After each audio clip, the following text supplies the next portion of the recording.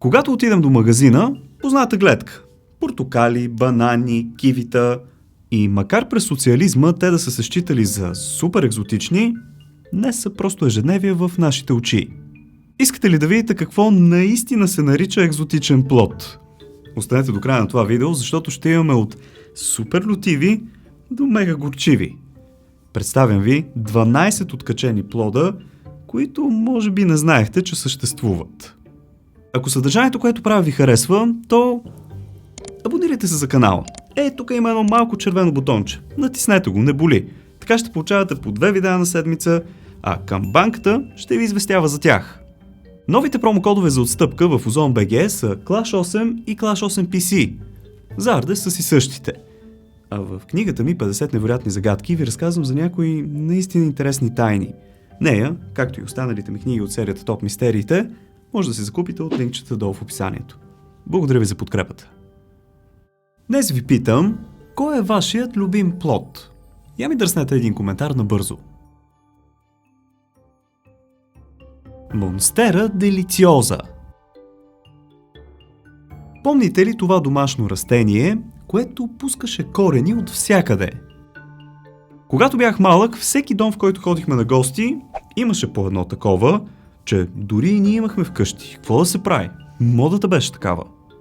Това е монстера, а когато расте в дивото, дава ето тези странни продълговати плодове. Освен, че може да се бели супер лесно, като разпадаща се мозайка или царевица, плодът му е описван като мега вкусен микс от ананас, банан, кокос и ягода. Уловката тук е, че плодът зрее цели 10 месеца. Ако нямате търпение и го опитате по-рано, то той е токсичен и може да изгори гърлото ви. Затова и името му се превежда като вкусно чудовище. Може да се открие доста често в Централна Америка, но за съжаление в Европа е по-рядък. Гледах някъде $127 за кутия с 2 кг от него и то за Майами, което е близо. За Европа ще е много повече, ако изобщо издържи транспорта. Черимоя.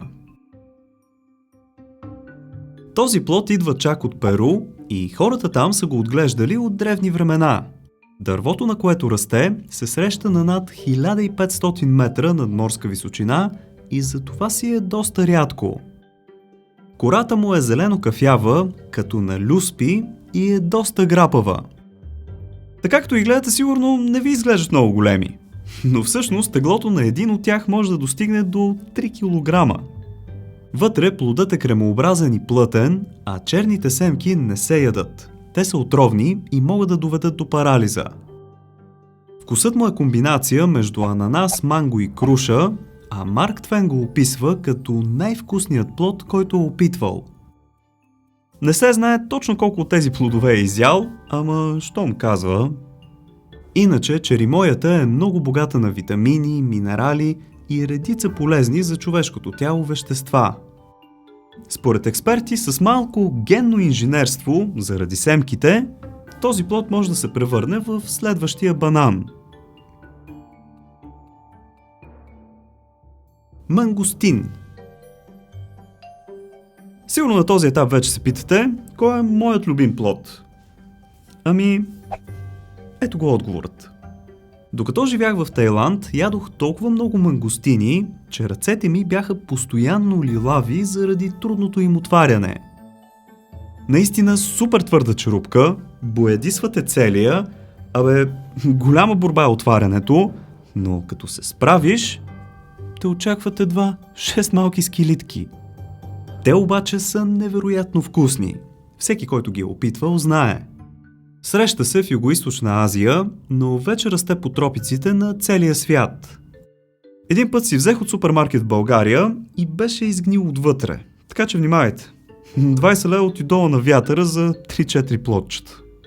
Вкусът му всъщност е много труден за описване и е кисело-сладък. Не знам как да го кажа, но е наистина страхотен.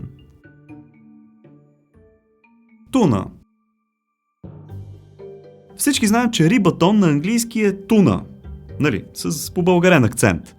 Но ако в Мексико си поръчате туна, има шанс да ви донесат един доста странно изглеждащ плод. Той носи същото име и расте на кактус, който е известен като опунция или бодлива круша. Вътре изглежда все едно сте отворили бурканче с конфитюр. Буквално. На вкус е определен като доста сладък и кремообразен. Счита се, между другото, за супер храна, защото е наблъскан с витамини и фибри. Помага много за здравето на кожата и действа обезболяващо. Общо взето странна комбинация, но очевидно полезна, пък и вкусна. Може да се яде сурово, като често се добавя в салати. Лангсат. Какво си казвате, докато гледате тази снимка? Може би ударени картофи, нали? На мен също ми заприличаха на такива, но не. Това, скъпи приятели, е лангсат. Екзотичен плод, който е с горчив вкус. Хем плод, пък хем горчив. Но дори и това не е най-странното за него. Зад твърдата му кора се крие напълно прозрачна вътрешност, която се яде. Тези малки топчета растат на гроздове и едно дърво може да даде около 100 кг от него, защото ражда през цялата година. Отново се среща в Тайланд, Малайзия и Индонезия, където дървесината му е използвана за къщи, тъй като е много здрава. Местните си похапват от плода, когато ги боли глава, защото действа и като болко успокояващо, но избягват да прекаляват с него. Аз се чудих защо ми стана така лошо, като изядах прекалено голямо количество от него, ама... Нали знаете? БГ е лакомия. Какво да се прави? Джакфрут. Този плод, наречен джакфрут, всъщност е познат като хлябът от дърветата и е един от най-големите плодове в света. Той достига до 70 см дължина и обиколка от 30 см, а теглото може да е около 30 кг. Представяте ли си 30 кг плод? Това само с кола можеш да си го вземеш вкъщи и ще го ядеш сигурно 2 седмици. Джакфрутът се среща най-често в Индия и хората там го ядат вместо хляб, защото хем засища, хем е 10 пъти по-полезен и хем е по-евтин. Съдържа около 40% въглехидрати и дава много сила. За съжаление обаче е изключително нетраен и трябва да се консумира до ден максимум 2 от откъсването и затова в България го няма. Вкусът е определен като микс между банан и ананас. Трябва да се отваря с ръкавици обаче, защото има лепкав латекс, а само жълтата сърцевина се яде. Джаботикаба. Този плод със странно име расте директно от кората на дървото си, а не по клоните, както сме свикнали. Прилича страшно много на паразит, но не е. На размери е малко по-голям от грозде, а вкусът му се определя като боровинково кисело мляко. Месестата част, която се яде, всъщност е желеподобна и гъста. Този плод, макар и странно растящ и изглеждащ, има много положителни свойства, като например да успокоява възпалено гърло. Съдържа повече витамини и антиоксиданти от гроздето, че дори от боровинките.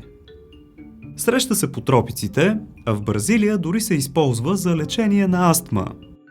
Отново обаче едва ли ще го видим по нашите ширини, защото започва да ферментира само 2-3 дни след беритба. Просто няма как да бъде транспортиран. Кивано. Познат още като рогат пъпеш, киваното е изключително странна вкусова смесица между краставица, киви и банан. Оттам всъщност идва и името му, производна на думите киви и банани.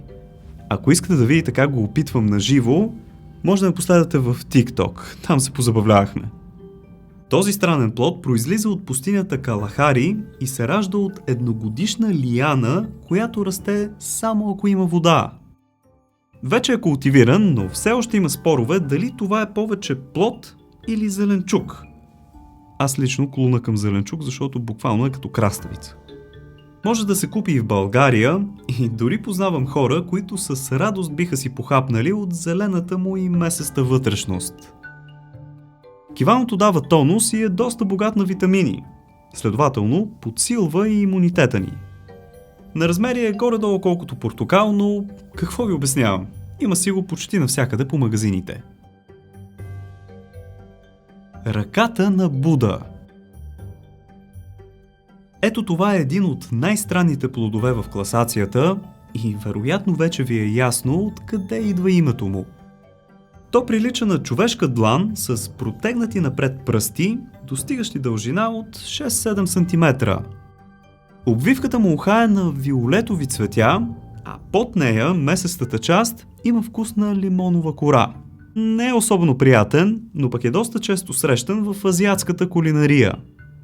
Интересното при ръката на Буда е, че има алкохолни съединения, които могат да разширят кръвоносните ни съдове и да смъкнат кръвното налягане. Няма да се напиете, но все пак не трябва да се прекалява, защото може да ви приушее леко. Всъщност той не се яде много, а се използва повече като ароматизатор или като подправка. Родината му е Китай и до някъде Индия и всъщност се смята, че странната му форма е предизвикана от генетична мутация преди векове. Преди това да се случи е бил просто кръгъл. Казва, че ако искате да усетите вкуса му, трябва да изядете един лимон с кората. Салак. Между другото, това е наскоро открит от западните култури плод, който оглавява класациите за най-непознати растения. Змийският плод, както още познат, идва от Малайзия и Индонезия, където расте на специален вид палми. Не че го ядат змиите, просто обвивката му е едно към едно с змийската кожа и затова носи този прякор. Като се премине през нея, се стига до плод, който е във формата на голяма глава стар чесън. Вкусът му отново се определя като на ананас. Сладко-кисел, но пък значително по-хрупкав от него. Макар и твърдата му обвивка, той се наранява много лесно при транспорт и е доста нетраен. Затова не можем да му се насладим тук. Специфичното при него е, че заради високите нива на калий и пептин е изключително полезен за мозъка. Пандан. Това визуално май се очертава като любимия ми плод, защото, както виждате, изглежда като избухваща планета и прилича малко дори на коронавирус. Широко разпространен е в Азия, Африка и Австралия и расте на нещо като палма. Плодовете пандан са кръгли с големината на ананас и имат семена, които обаче са израстъци навън. Ядливата част или месото се намира под тях и се описва като сладникава. Панданът има успокояващ ефект, укрепва нервната система и нормализира кръвното налягане. Хранителната му стойност е висока, съдържа голямо количество фибри, както и витамини. Може да се консумира суров, макар и да е доста твърд. По-често обаче се среща в кулинарията като десерт или подправка. Шоколадова ябълка. Привидно гнусна изненада, като за финал на тази класация, но нека външния вид не ви подвежда. За първи път плод, който изглежда гнил и червясъл, да е мега вкусен. Това тук, скъпи приятели, е така известната шоколадова ябълка. На външен вид по-скоро прилича на зелен домат, но всъщност е истински природен деликатес, защото има вкус на шоколадов пудинг.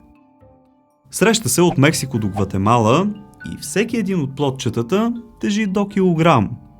След твърдата кора следва кремообразна сърцевина, която освен че прилича на шоколадово кремче, има и такъв вкус. Казват, че когато се откъсне, трябва да се остави малко време, за да може да се оформи точно тази вътрешност. Стане ли кората кафява, е готов за ядене. Това е перфектният заместител на шоколада, защото вкусът е горе-долу същия, но пък хранителните качества са в пъти по-добри. Пък и има 4 пъти по-голямо количество витамин С от портокала, например. Все пак обаче изглежда доста странно, но въпреки това бих се престрашил да го опитам. Ако видеото ви е харесало, дайте по един палец нагоре в подкрепа. Пък ако ли не, дислайк или там каквото стана. Ако искате обаче да ми ударите едно рамо в това, което правя, просто споделете това видео в социалните мрежи с приятели. Буквално само с 1-2 клика ми помагате изключително много, за което ви благодаря. Не забравяйте и да се абонирате за канала. Става супер лесно и бързо от кръгчето с моята снимка ето тук и пръснете една камбанка, за да ви известява, когато кача нещо ново. Случайно имате още свободно време, което искате да прекарате, научавайки нови интересни неща ли? Няма проблем. Цъкнете на някой от ето тези двете видеа тук. Благодаря ви, че за пореден път бяхте с мен. Чао! И до нови срещи!